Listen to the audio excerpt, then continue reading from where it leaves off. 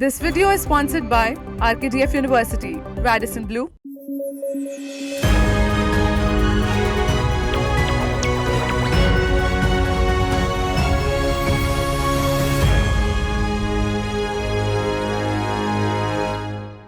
Chinese President Xi Jinping has called for a peace summit to address the Israel-Palestine conflict and ease the suffering in Gaza.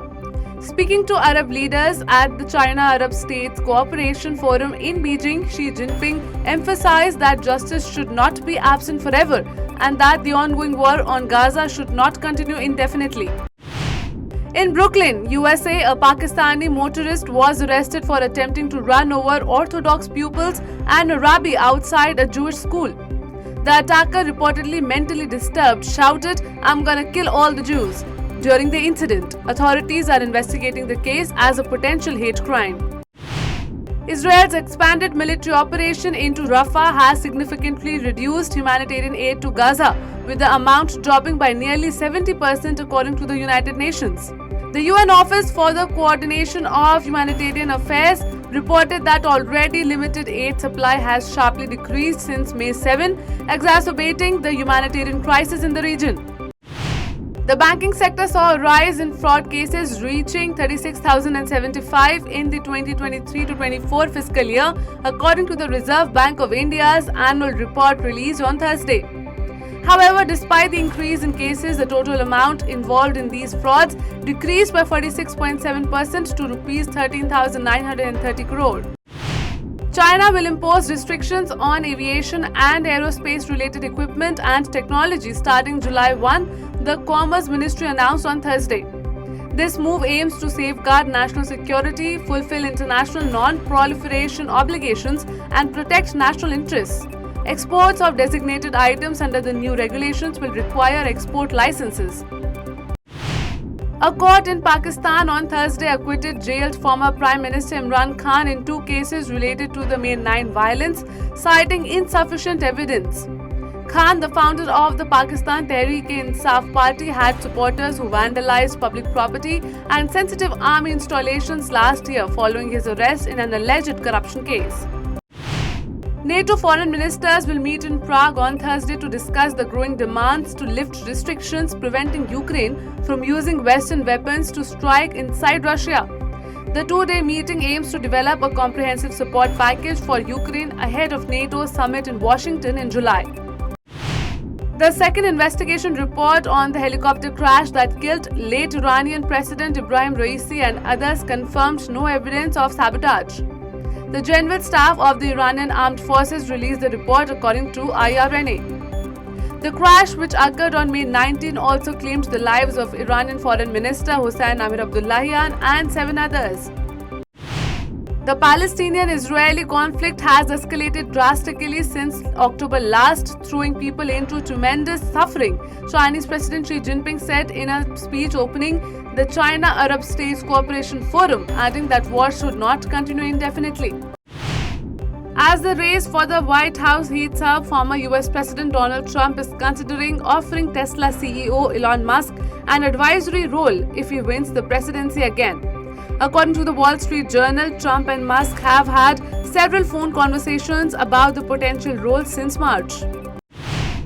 Europe is significantly lacking in air defense capabilities to protect its eastern borders, as revealed by NATO's internal assessments.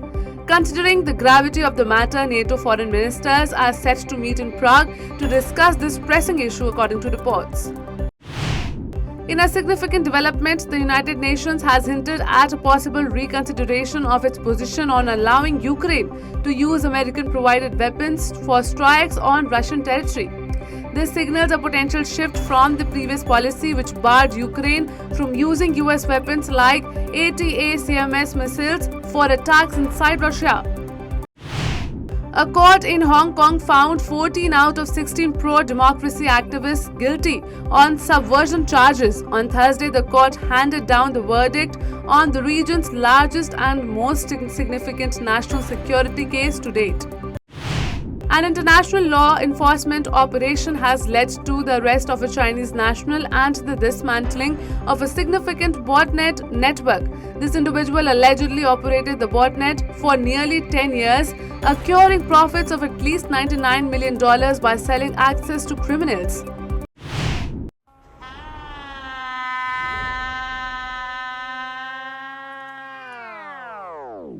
ये सब आपके रिश्तेदार हैं?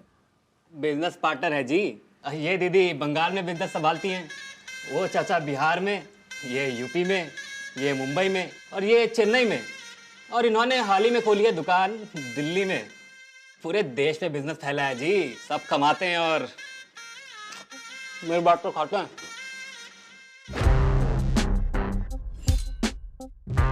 ये Indian चीज है, Chinese नहीं।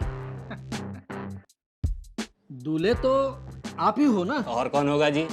देखिए, दादी का दिया हुआ सब कुछ है, सरनेम है, दौलत है, शोहरत है, इज्जत है, मतलब मिल जाएगी शादी के बाद जी। हेलो, दूल्हा कौन होगा ये डिसाइड नहीं हुआ है अब तक। दूल्हा हम बनेंगे, इज्जत की कोई कमी नहीं है। ए भाई, तुम तो रहने ही दो, हमारी दुकान इनसे काफी बड़ी है। दूल्हा तो हम ही बनेंगे, है ना पापा?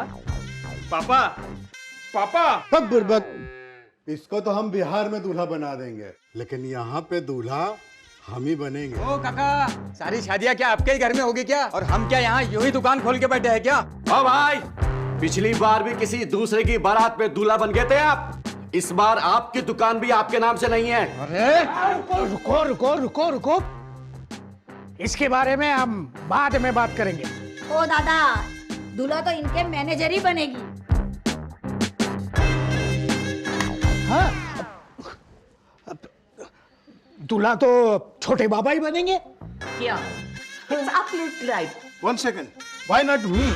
वही बोल रहा हूँ, हम क्यों नहीं बन सकते? ये दूल्हा नहीं, दूल्हा हम बनेंगे। आणि माझं काय? मैं बनूंगा दूल्हा। अरे दूल्हा मैं बनूंगा।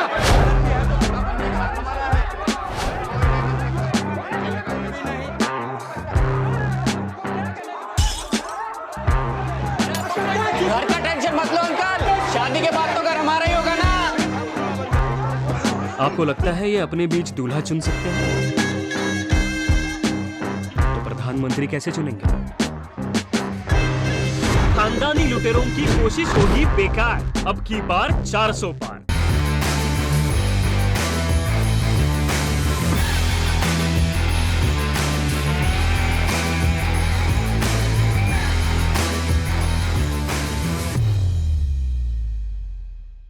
इस तरह आरकेडीएफ विश्वविद्यालय राज्य और देश के आधुनिक और उच्च विश्वविद्यालयों में से एक है।